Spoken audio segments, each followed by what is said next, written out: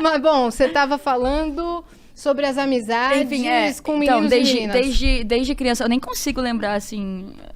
Eu lembro que tinha um menino que eu gostava, mas eu lembro que uma amiga minha, que eu consigo lembrar dela com mais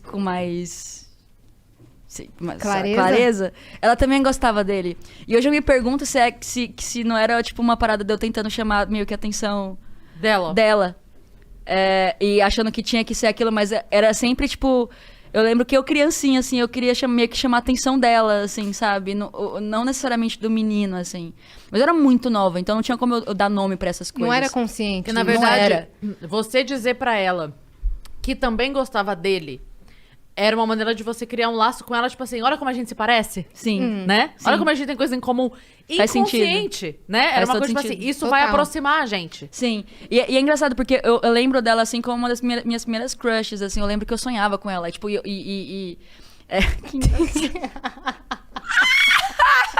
Prossiga.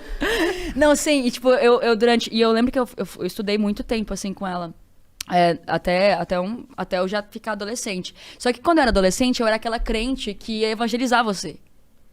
Sei. Então, eu era uma crente diferente, porque na igreja eu era meio incompreendida por ser diferente. Eu já não gostava das mesmas roupas, eu já não gostava das mesmas músicas.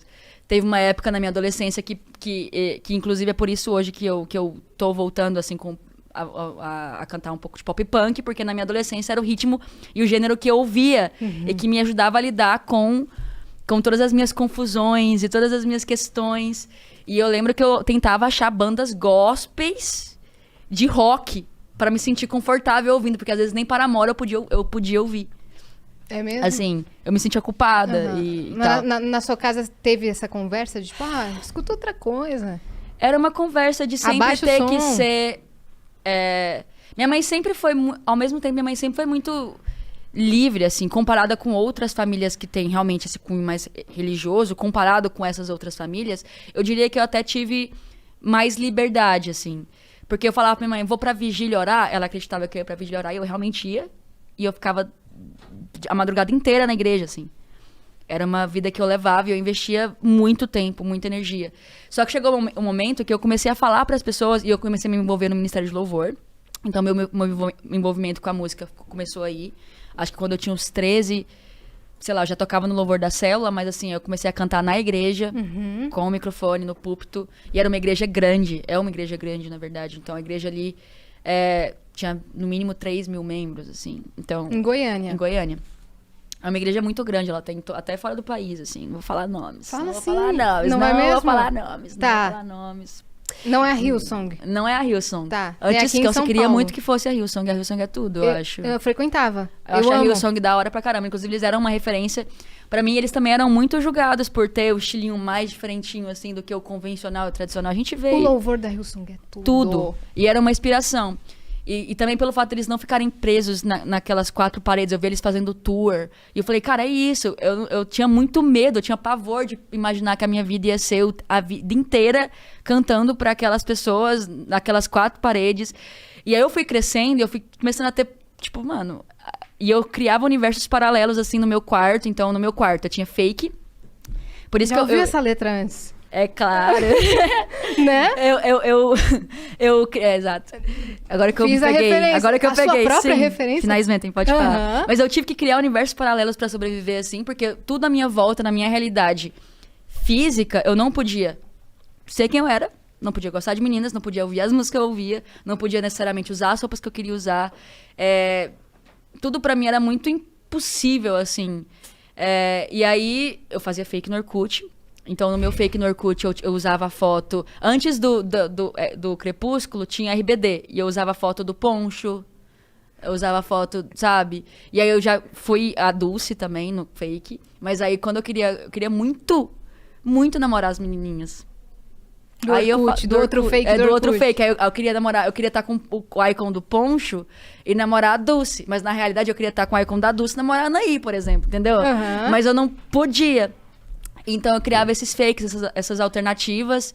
E me imaginava, assim, em cenários onde eu estaria aceitando o Grammy, onde eu estaria cantando num estádio muito lotado. Sempre fora daquele mundo que eu realmente pertencia naquele momento. Que louco, né? Exato. E eu acho que é por isso que as pessoas se identificam comigo, assim. E aí depois, em Fifth Harmony, foi quando eu tava começando... Foi quando eu comecei a entender de verdade que tinham mundos além do meu. Porque eu já tava um pouco mais velha em Fifth Harmony. Bem mais velha. Tipo, uns 16? Não, eu tava mais velha. Foi em 2000... Não, nossa, faz muito tempo. Já faz 2012. Uns 9 anos. Você tá com 26... Então, eu tinha 17, 18, 19. Essa era, assim, que eu já tava com o libido já lá... Meu Deus do céu, né? E aí, Fifth Harmony... Já tinha passado a puberdade. Então, eu já sabia dar nome. Então, eu sinto atração por mulher. Não tenho o que fazer. Não tenho o que fazer. E enquanto isso, eu na igreja ali eu era líder de célula, eu atraía esse público LGBT pra igreja. E eu pregava pra essas pessoas, porque eu queria ter elas perto de mim. Eu falava que era uma fase. Ou então eu falava que a tentação não definia a identidade delas, porque era uma coisa que eu falava pra mim, que falaram pra mim. E eu achei que fez sentido. E eu falei pra mim, a minha tentação não define a minha identidade. Até eu falar, mano, eu nasci assim, mano. Não, eu nasci assim, mano. Tipo assim, se Deus não queria que eu fosse assim, por que ele me criou assim, mano? Tipo assim, vai de contra ele mesmo. E tipo assim, se ele quer que eu tenha uma vida boa, perfeita e agradável, não faz sentido eu ficar a minha vida inteira me escondendo com esse negócio, ainda falando que foi ele que me pediu pra esconder e viver infeliz a vida inteira. Que Deus... Aí eu comecei a crescer e falar, mano, isso é muito contraditório, isso não tá me batendo. Eu fiz seminário pastoral. E eu tentei o visto pra ir pros Estados Unidos. E meu visto foi negado, eu chorei que nem uma criança. Eu falei, mano, eu era pra ir lá. E eu lembro que eu tava de papo com um mano, que eu ia fazer a corte com ele, com plano pra casar já. Que? E, tipo assim, nunca nem tinha beijado na boca dele, graças a Deus, nunca beijei. Mas assim, o visto foi negado e eu fiquei tipo, mano... Tentei. Achei que era isso, não é isso, beleza. Então, aí no seminário pastoral, assim, eu levantava a mão, eu sempre questionei. Eu falava, então, mas você falou isso, mas eu li isso, porque eu li a Bíblia várias vezes. E aí isso me possibilitou tirar as minhas conclusões e, tipo, viver como eu acho que tem que ser, do jeito que eu acho que, tipo, Deus me fez pra viver uma vida plena, feliz e boa. E agradável, e não infeliz, não tem a ver, assim, com tudo que eu ouvia. E aí eu falei, mano, isso aqui não tem a ver comigo, não quero. E... Deixa eu fazer um parênteses. Pode ficar à vontade. Eu também fui criada na igreja, fiz primeira comunhão, só que era católica. Fiz primeira comunhão, crisma, grupo de jovens, retiros, cada 3 meses tinha retiro, tudo assim. E eu também era mega envolvida, super, assim, envolvida. E o que me afastou... Olha que loucura, o que me afastou da igreja foi... Eu casei e eu me separei. E aí, quando eu me separei, veio um papo do tipo assim... Olha, você não pode mais comungar. Não, você não pode mais comungar porque não é bem visto e tal a mulher divorciada. Eu falei, mas o dízimo pode pagar. É isso que eu tô entendendo? Porque aí, se eu não faço parte, eu não faço parte, né, querido? Eu faço parte ou eu não faço? Porque tá bonito, né? Aí eu fui pra tentar a anulação, porque você pode fazer. Não é um processo fácil, mas tem como fazer. Eles aceitam isso. Aí eu fui tentar a anulação. Na época, isso era 2005, por aí, que eu fui tentar a anulação, me cobraram 5 mil reais. Falaram que era porque tinha os trâmites de tipo, tinha um documento que precisava levar,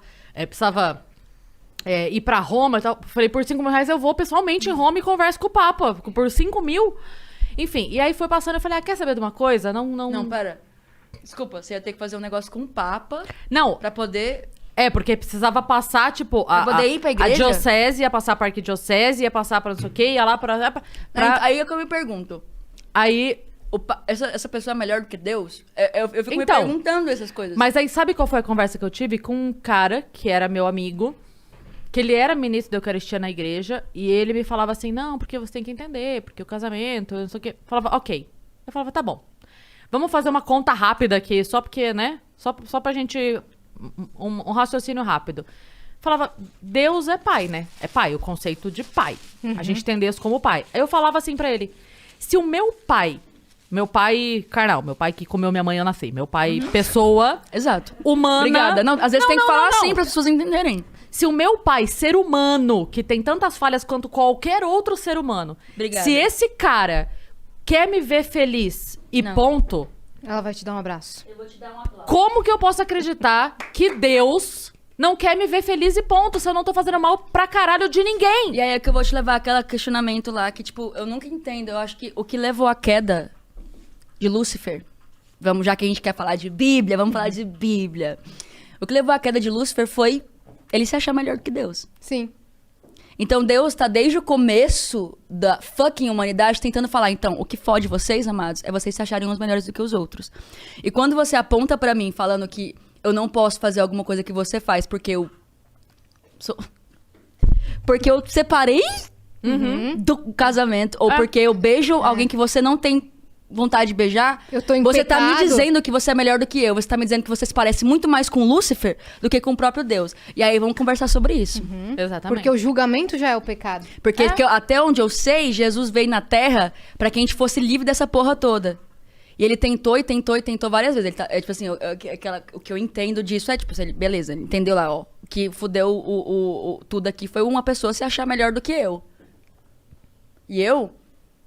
E Deus é Deus. Ele não tem como deixar de ser Deus. E se ele falou uma coisa, ele tem que cumprir. E se ele falou que ele ia fazer um bagulho que, tipo, se caso comesse lá, o negócio ele ia ter que fazer. Porque se ele não fizesse, ele ia deixar de ser Deus na mesma hora. Ele não pode deixar de ser Deus. Só que como eu vejo Deus hoje, é ele numa tentativa infinita, porque ele não se cansa de tentar mostrar pra gente que, gente, vocês não entendem que, tipo assim, o que tá lascando com vocês é vocês se dividirem entre polos opostos e se acharem uns melhores que os outros. Foi isso que fudeu o Lúcifer lá atrás. E vocês estão falando aí no meu nome. No meu nome. No meu fucking nome. Vocês estão falando isso? Vocês não entenderam lá em Gênesis, vocês não vão entender agora em 2021. Esse que é o foda. Esse que é o foda. É.